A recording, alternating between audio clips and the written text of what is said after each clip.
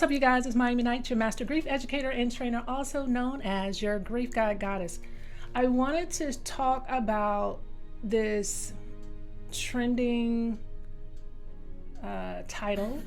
And really, you guys, the trend is probably even over, but I'm just now talking about it because I was looking at people that were posting about it. I was seeing, all of the memes that were coming across, IG or Facebook or I don't know if there was on YouTube. Maybe there was some on TikTok, or probably plenty on TikTok. But I just never took into that, me personally. So I started diving more into self-actualization, because there's this period of your growth, if you are growing, and especially if you're on a spiritual journey, and especially if you're trying to understand all of the downloads that you're receiving, if you're depending on what type of spiritual healer or the gift that you have. Discovering several gifts of mine, it took me some time to even get into the development of it, because I thought I was doing the wrong thing because of my faith. So it took me so long to even get over that hump. So after I kind of got over that, and still using the guidance of my spiritual fathers, my ascended masters, just learning more about shamanism. And once I was initiated into shamanism, that just kind of opened my eyes up to so much more. It kind of connected me with the child that my mother said that I once was, always talking to people that weren't there, and listening a lot. It's troublesome sometimes being with an empath or someone that have spiritual gifts that don't really know their gifts until they finally come into them. And still, I've learned just a lot about myself over the last 4 years of how I process information. But I also, you guys, definitely want to talk about self-analyze people and what they tend to do. They lack inhibition. They are able to enjoy themselves, their lives. They have normally, most times, free of guilt. Their lifestyle is. Not only do they self-actualize people fully to accept themselves, they also embrace other people who they are.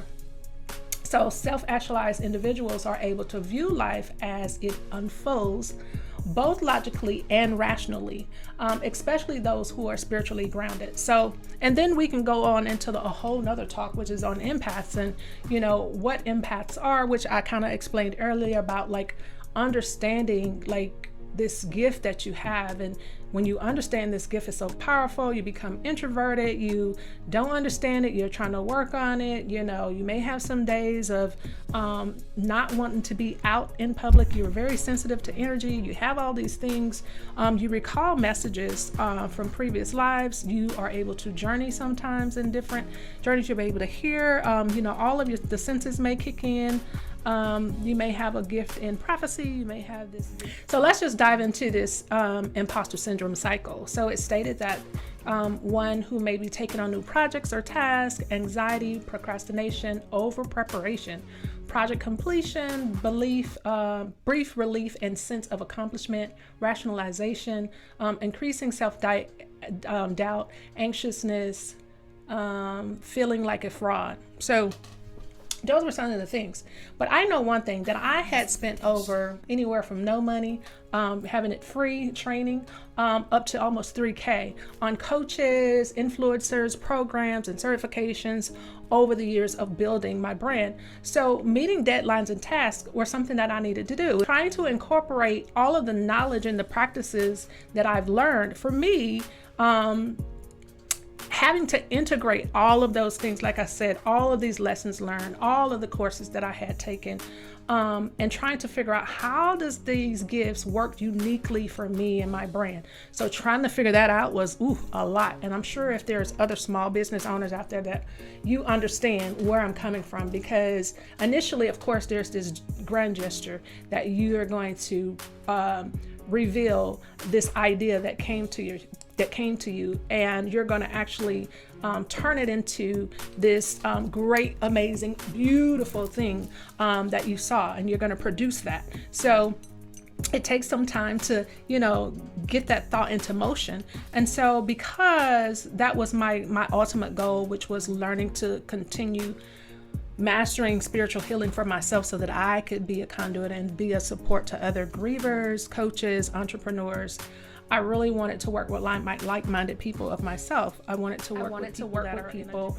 in a different demographic. I wanted to work with people with a different gender. Then I wanted to work with both. It just depended on. And so because that was my ultimate goal, to produce this thing that I saw.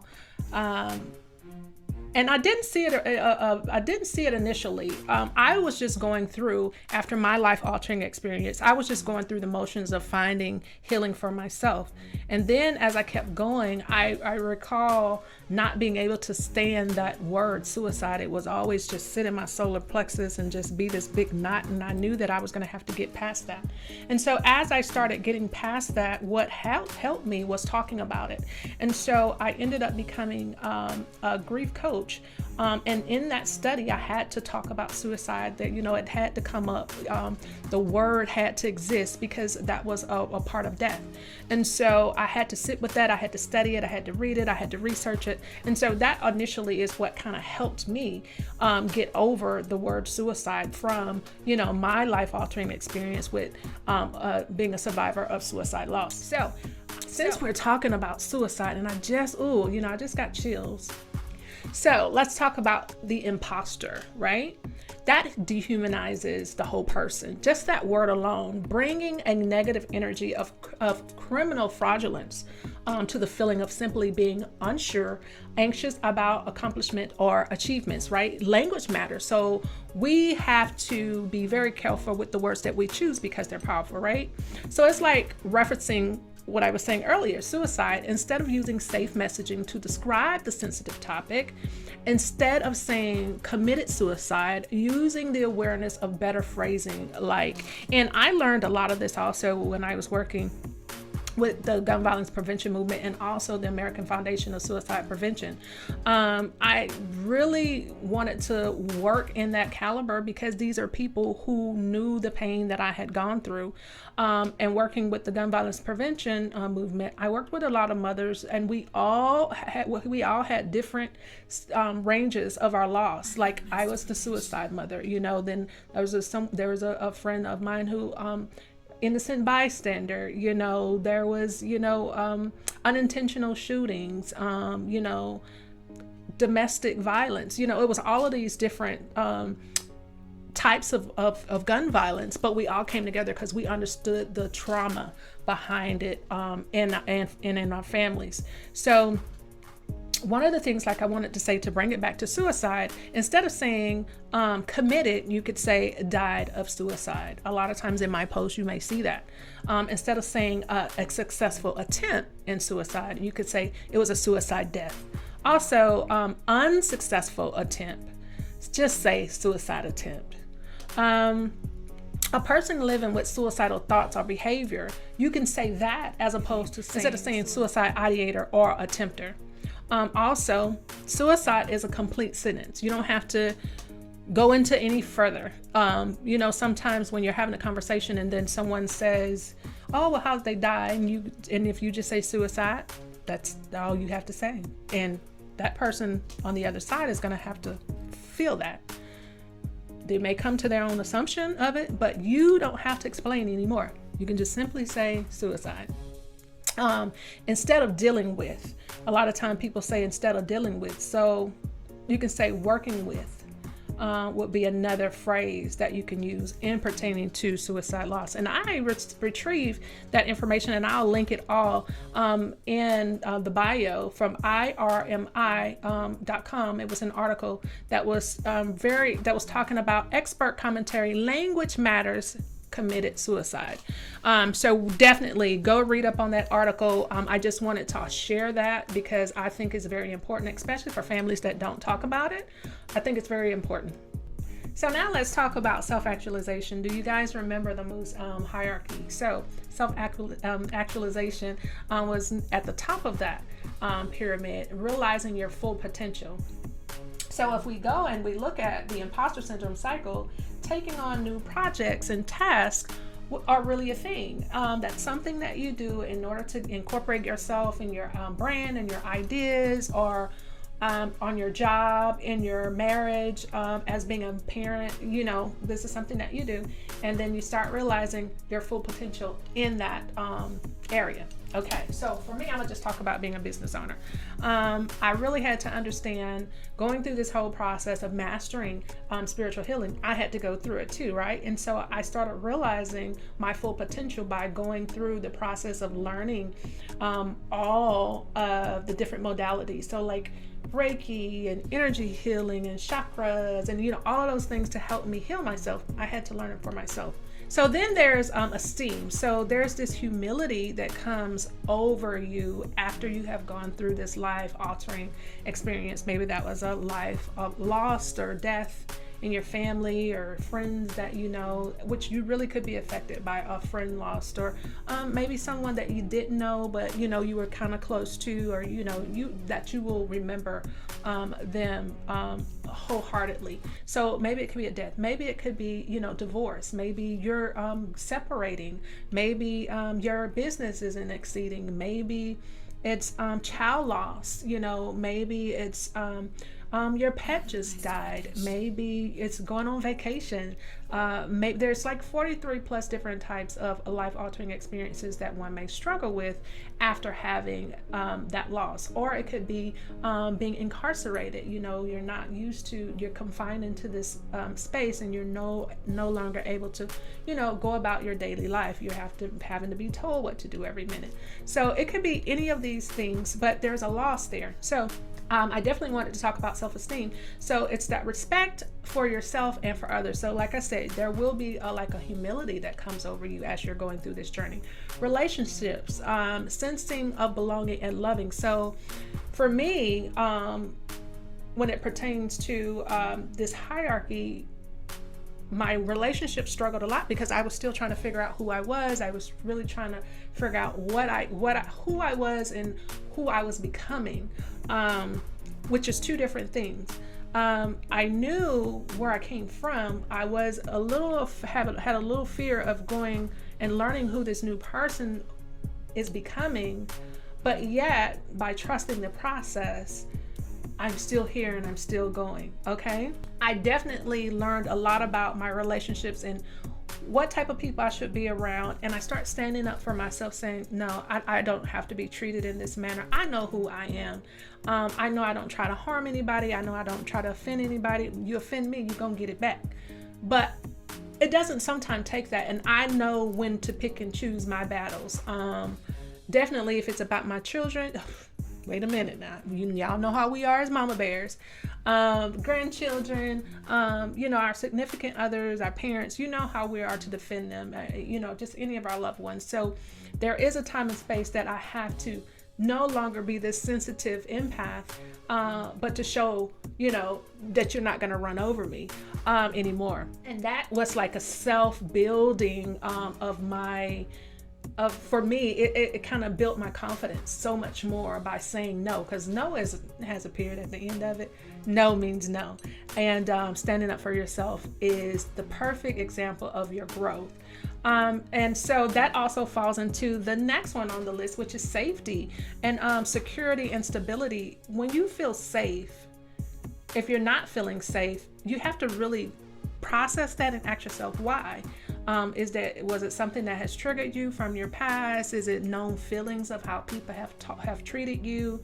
Not to say that you can't forgive or forget, but it is in your best interest if you know the type of people that you could hang around could cause or trigger you.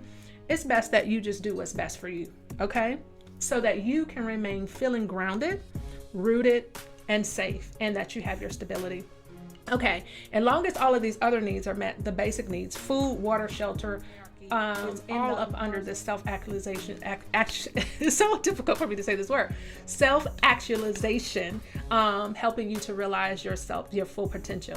And so we're going to go back to the chart of the syndrome cycle.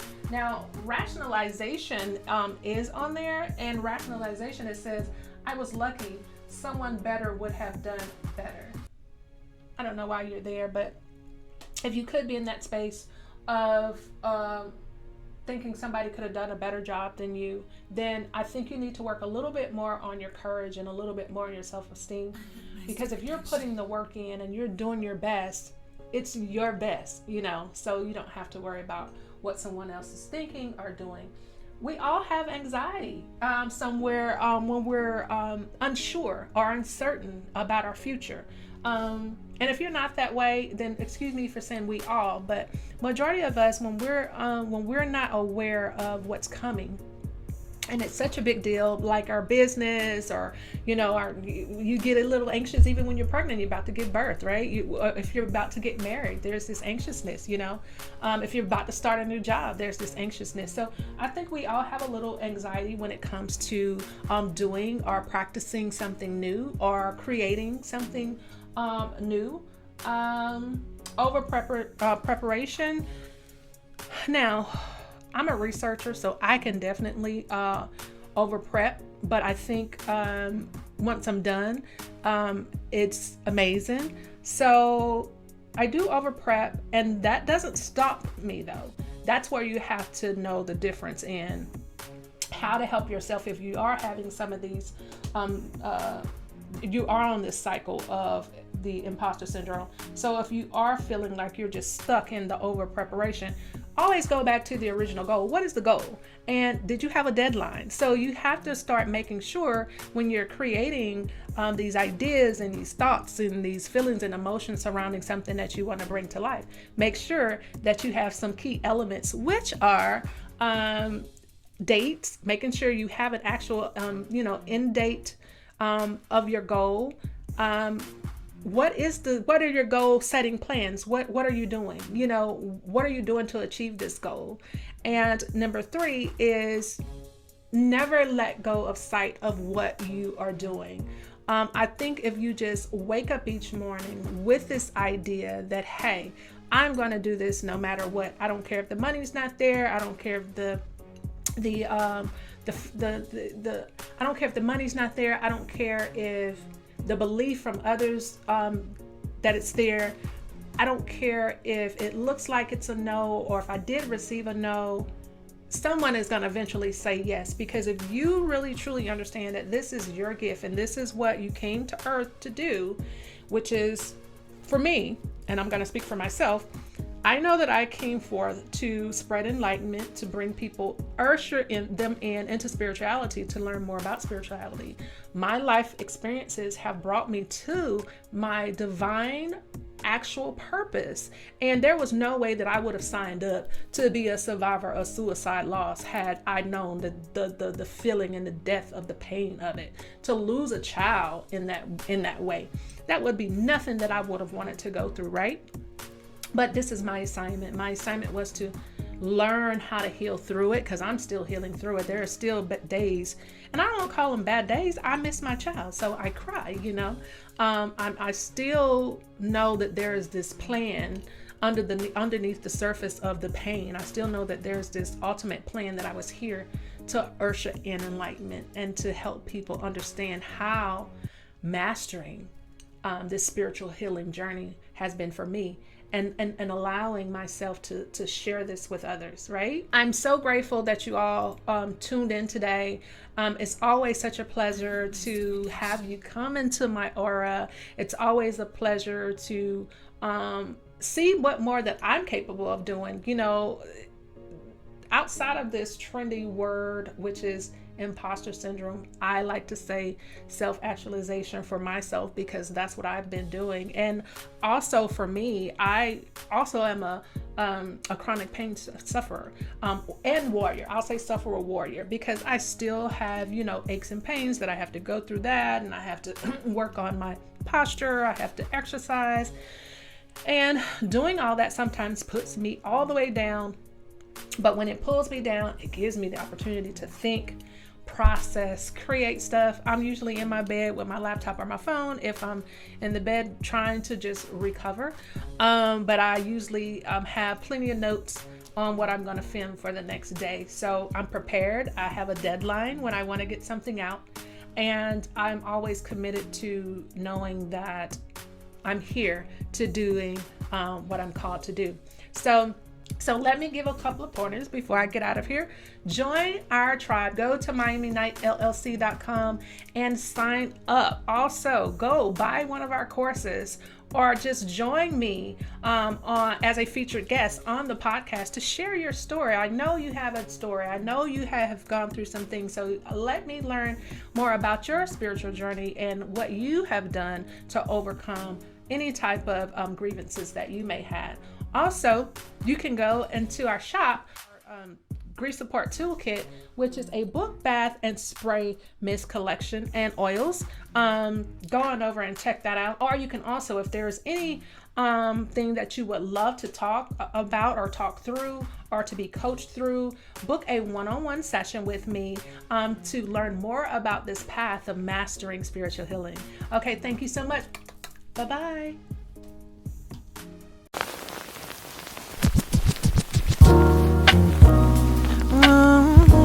Cause it's not a full moon night, night, night, night, night, night, night, night, night, night. Cause it's not a full moon night, night, night, night, night, night, night. Cause it's not a full moon night, night, night, night, night, night, night. Cause it's not a full moon night, night, night, night, night, night, night. Cause it's not a full moon night, night, night, night, night, night, night, night, night. Cause it's not a full moon night, night, night, night, night, night, night, night. Cause it's all about love and light you with Miami Night. So